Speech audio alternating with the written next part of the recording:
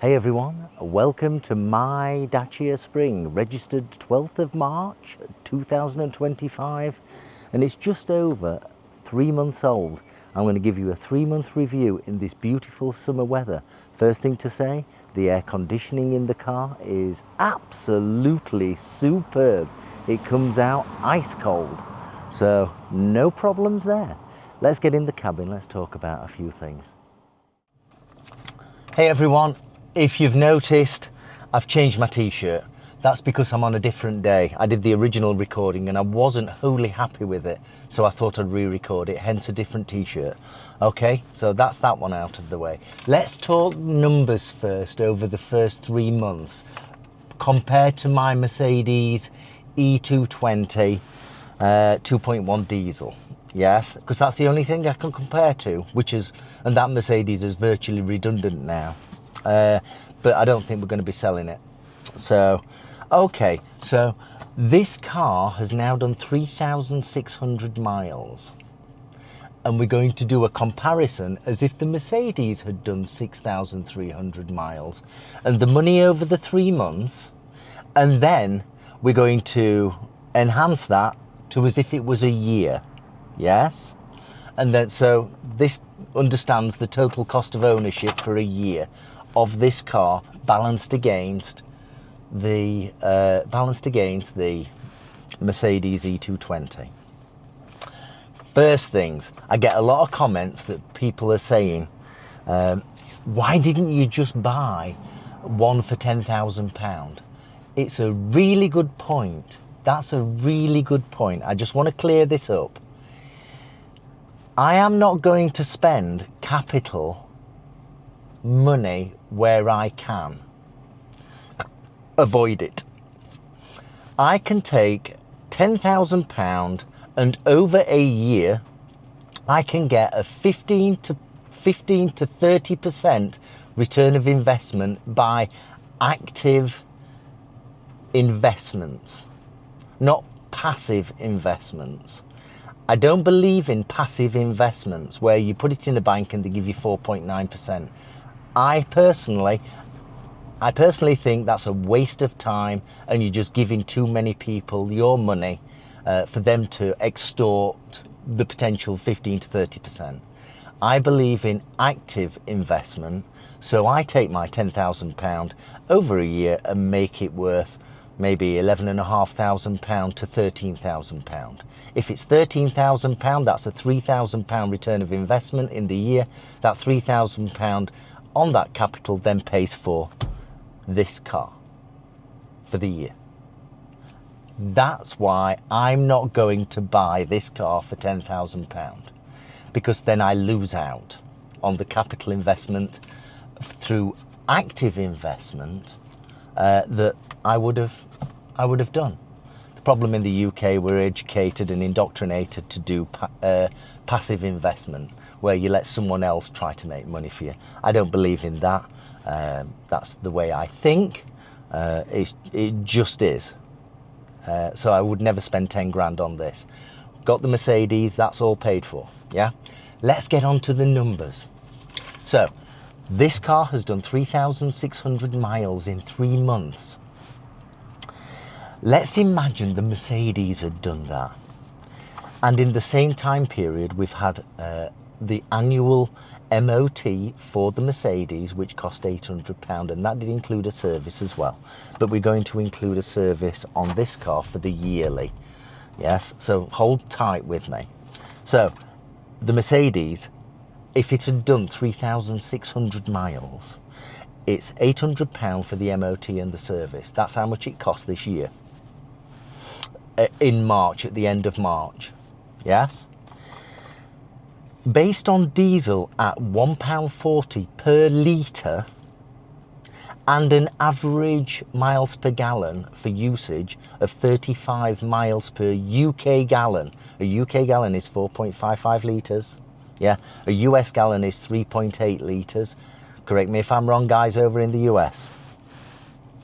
So, 3,600 miles divided by 35 miles per gallon equals 103. So that's 103 gallons A gallon in the UK, based on £1.40 a litre, equals £6.37. So the cost of fuel for 3,600 miles is £656.11. The total cost, including the MOT, for the Mercedes for the last 3 months, not including road tax, is £1,456, based on 3,600 miles. Let's go over to the Dacia Spring. The cost of a kilowatt hour, in my case, is 24 pence. I know you can get it for 9 pence on Octopus or 7 pence on Octopus, but in my case, it's 24 pence per kilowatt hour unit, yes? So this could even be cheaper if you're on 9 or 7 pence, yeah? This is even cheaper on 9 or 7 pence. So the cost of a kilowatt hour is 24 pence. Let's assume that's right. Over the period, using the Dacia app, I have confirmed that I have recharged the battery with 570 kilowatt hours of energy up until the 19th of June 2025. This car was purchased on 12th of March 2025, so that's just over 3 months, 3,600 miles. So the cost of 570 watt kilowatt hours at 24 pence is £136.80. That's for the fuel, the energy, 136 compared to the Mercedes, which is £656.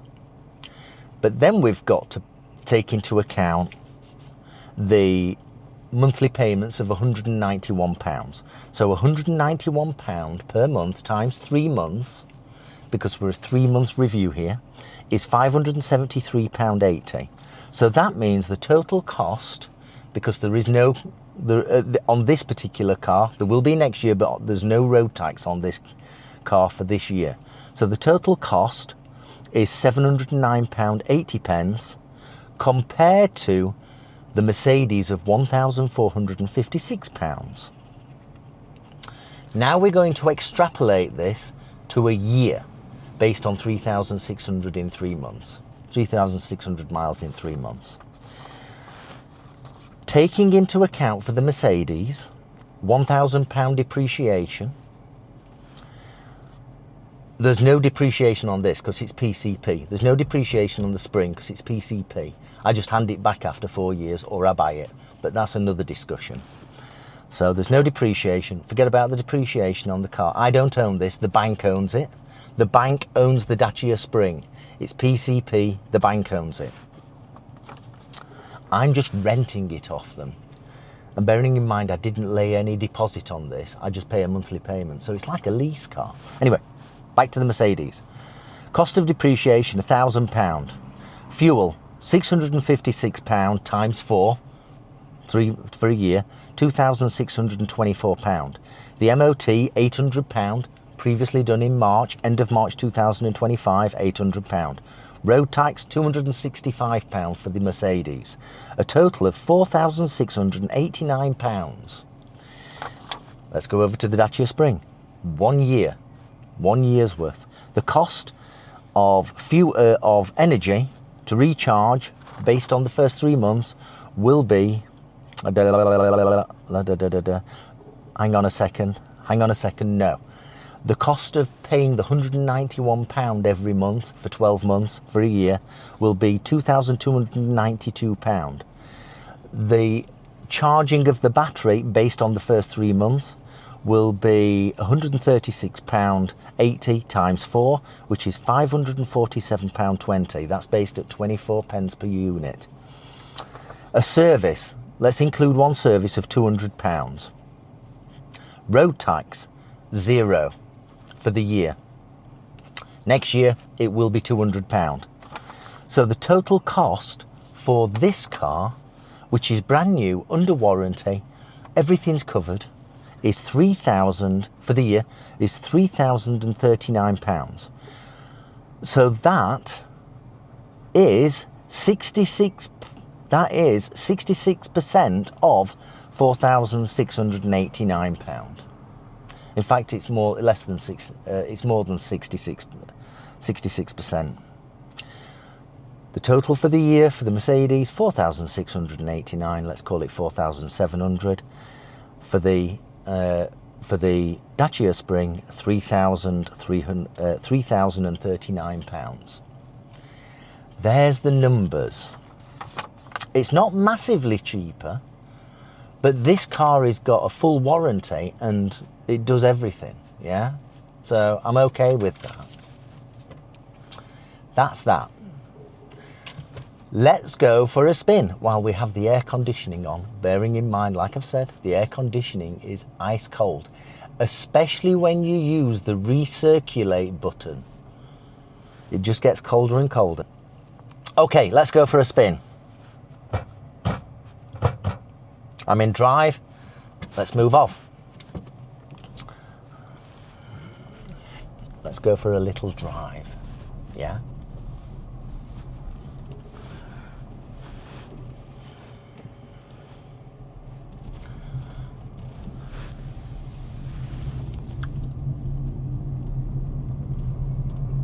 Super quiet. The 0 to 40 on this is super fast. 99% of the time, this car will be in the speed limit of 0 to 40. In fact, no, not 99% time. 85% of the time. Above 40, 15%. Come on, move over. Ooh. The car has been absolutely wonderful. If you are thinking about getting your first EV or getting another EV of this caliber, it's a tiny, cheap car, then you should go and test drive one.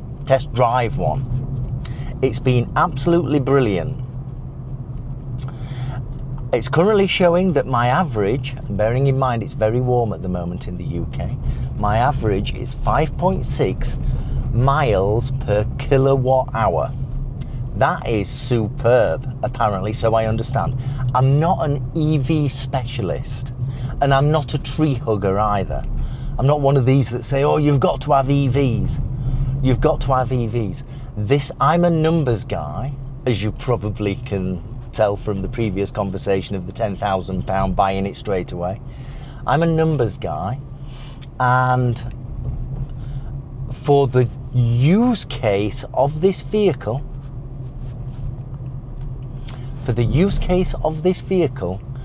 all the numbers pointed to this vehicle against petrol, diesel, other electric cars, yeah?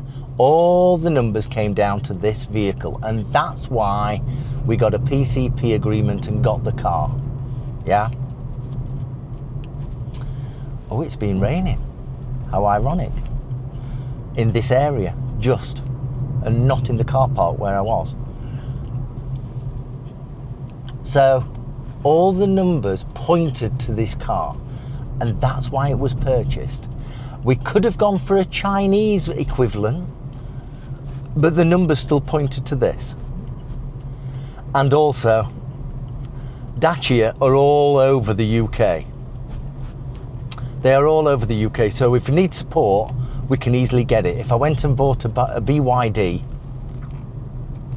it would be an elevated risk when it comes to support. Yes, I assume that BYD are absolutely fantastic because these are made in China as well. Like most of the stuff that everybody uses today, it's made in China. It used to be made in Taiwan and Japan. Remember those days? Well, now it's China. Yeah, I'm just coming up to the Star Inn. If you ever want a nice beer there, come to the Star Inn near Eccleshall. Lovely, absolutely lovely. Let me turn down here.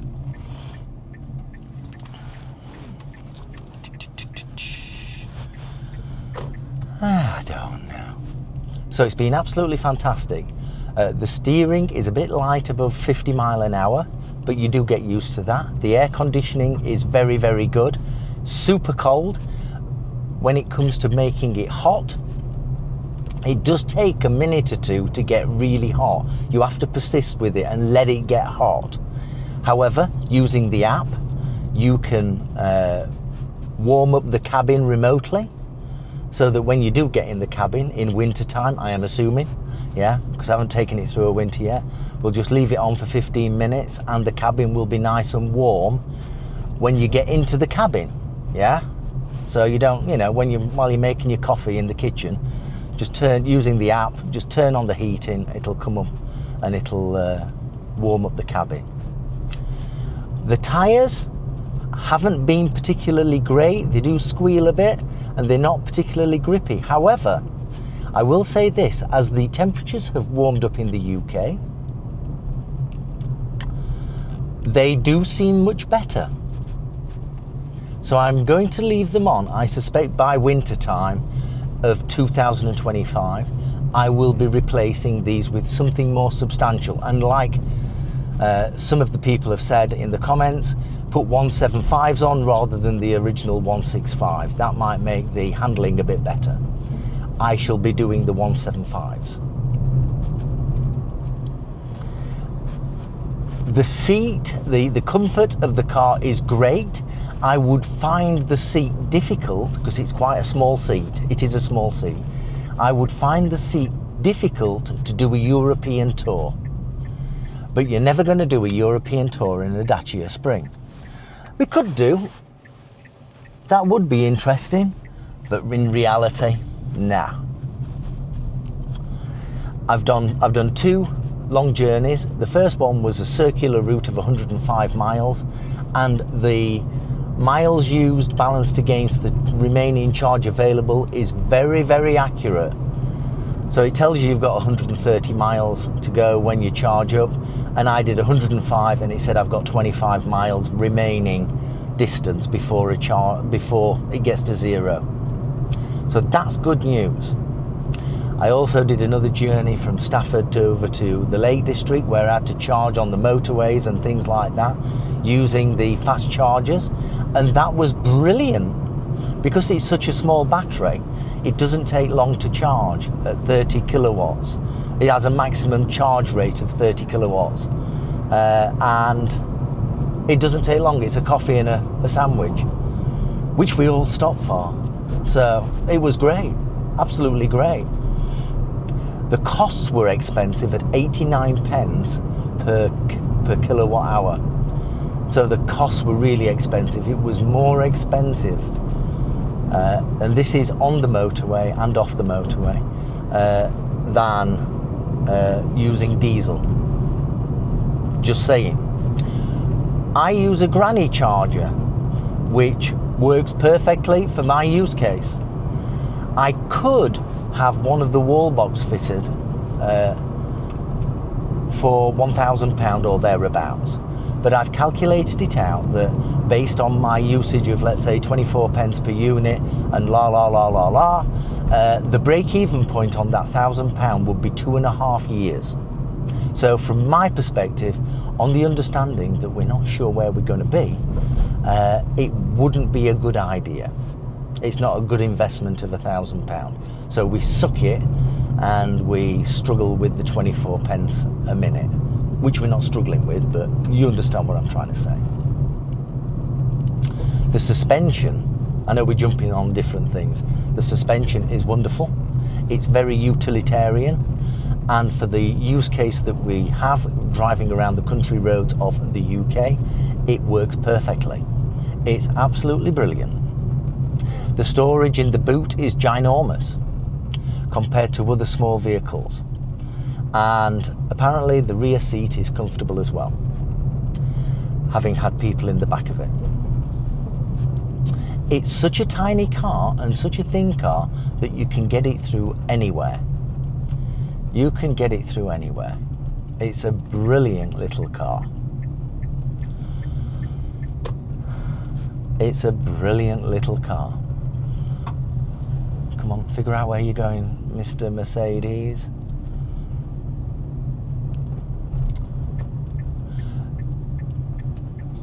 The controls that operate the heating and all the stuff and that are logical and to hand. It's just like a normal car. The interface here for your music and your telephone and all that good stuff is good, and the sound quality is okay. If I was doing long journeys, the sound quality is fine. It's certainly not the sound quality of a Bose system. Yes? It's not that kind of quality. It's good and it's okay. It's okay. It uses DAB radio and FM radio, and you can CarPlay your Apple phone. It does Android as well, and that works really well. Excuse me. It has a navigation system on it called Here, and that's okay now. It's okay. It is connected to the internet when Here is, so it understands where the traffic is and all that good stuff, and it seems to work okay. But generally speaking, using the CarPlay from my Apple phone, I tend to use Waze, Apple Maps or Google Maps, and that works well. Playing music from your phone using the CarPlay system works really well. As I said, the quality of the sound and the reproduction, the audio reproduction, is okay. I could cope with it. If this car could do a long journey down to the south of France, I could cope with the level of that quality, and I am a bit of an audiophile, yes? With my unbelievable, beautiful, how old is it now? It must be 32 years old. Is it? No. 32-year-old Cirrus 3 Mission system at home. If you want to see a photograph of it. In fact, I'll put a photograph up now of it. It's a beautiful sound using Mission speakers and snow track cables. Oh my goodness. And that's 32 years old. The audio in this car is nowhere near like that Cirrus system. That said, that Cirrus system in 1993 cost just under £5,000. To replace it today to that level of quality would be £15,000, which is about the price of this car. There's the audio file in me. The connection between your phone and the car is very stable. It connects very quickly and it disconnects when you turn the ignition off. Both keys are working fine. It's a proper key, so it's not a keyless system, which is good because most cars that are stolen today are through keyless entry and startup. Nobody steals cars. I'm guessing here, correct me if I'm wrong, nobody steals cars with keys anymore. It's much easier to steal a Range Rover with keyless ignition, with keyless entry. There we go. The air conditioning right now is working perfectly. I always press this button to turn on my personal safety, where I have no warnings on speeding and no lane assist. I find it in the country lanes where we use this car, I find it a bit crazy. Yeah, not crazy, it's just annoying. So it's just annoying, so we turn it off. Sadly, the negative part about this is there are no switches up the front to lower the electric windows in the back. That's a sad design point. That means I can't open up a window in the back when the dog Susie is in the back of the car, and she likes and she does like the journey in this car. She enjoys riding in this car. The mirrors are perfect. I get a good view. The knack of opening the tailgate at the back is easy to learn. You see lots of videos where car wow and all that, they just can't open it. That's because they're either galactically stupid or they're putting on a show. Just bear that in mind. I have had no issues with this car. Charging it is very easy. It's always worked. I bought the granny charger from the dealership when I picked up the car. I then was offered a granny charger from EV Dance, the manufacturer, EV Dance, and that is far superior to the standard one that comes with this car. You can buy that from the link in the description. I do suggest you buy one, because if you're granny charging and you've only got one cable and the cable fails, then you can't charge your car unless you go to a public charging place. So now I have two. I have the one that comes from Dacia and I have the one that comes from Evidance. Yeah?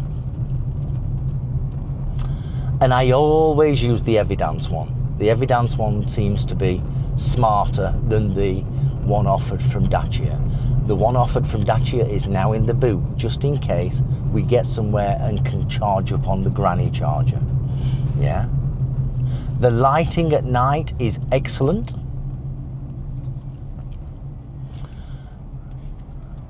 And that's about it. What's not right with it? You get the little car syndrome where all the SUVs are desperate to overtake you. Even when you're doing 65 mile an hour or 60 mile an hour on an A road, a country A road, they are desperate to overtake you. No idea why. There we are. That's one negative thing.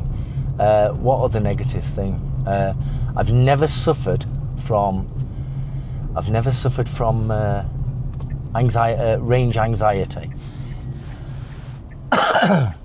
But I do understand that you could suffer from it. Humans are naturally bad at planning. It's inherent in your brain. You're not very good at planning. I understand that. I understand that. You're naturally not good at planning. Yeah? And that's why you get range anxiety. If you were good at planning and practiced it, you wouldn't have this problem. You wouldn't have this problem at all. The range on this is 130 miles. If any car was going to give you range anxiety, it would be this car. If you only sat down and thought about what you was doing, then you wouldn't suffer. All you've got to do is sit down and plan it. It's easy. I went from Stafford to the Lake District, all the way around the Lake District, came back. No range anxiety. None. Don't listen to the crap that's is being said on YouTube. Don't start panicking. Just plan it. Just pull up to a petrol station and charge it. And have a coffee. You know, there's no rocket science here. No rocket science at all.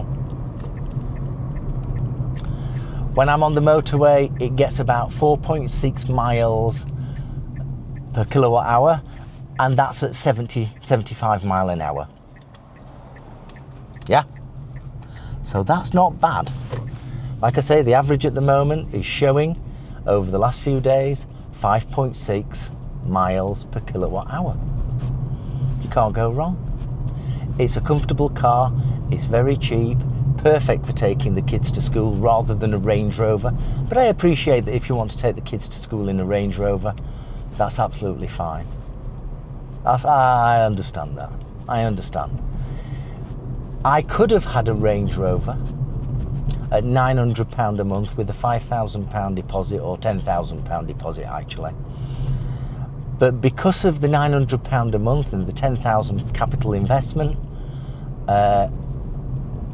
I would have paid so much money that the number of holidays abroad, as an example to Orlando, would be drastically reduced.